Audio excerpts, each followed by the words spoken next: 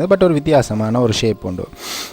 Even அந்த க்ராஸில் இருக்கிற Jesus கிரைஸ்டோட உருவங்கள் கூட கொஞ்சம் வித்தியாசமாக இருந்தது. பட் மேபி அது பழைய ஆர்கிடெக்சராக இருக்கிறதுக்கான சான்சஸ் இருக்கலாம். பாருங்கள், எல்லா வியூவில் இருந்தும் பார்க்கும்போது அது எப்படி பார்த்தாலும் ஒரு மாடர்னான ஒரு புது கட்டடக்கலை இல்லை, அது ரொம்ப காலத்துக்குரிய பழையமையான ஒரு கட்டடக்கலை. அந்த சைடுகள் எல்லாம் நான் உங்களுக்கு போய் காட்டுவேன். ஒவ்வொன்றும் இலங்கையில் எப்படி கிறிஸ்டியானிட்டி, அதுவும் எஸ்பெஷலி கத்தோலிசம் எப்படி பரவுனது, யார் யார் சப்போர்ட் பண்ணினாங்கள், அந்த காலத்து பழைய வரலாறுகள் எல்லாம் ஒரு கல்களில் மார்பிள்களில் பொறிக்கப்பட்டிருக்கு.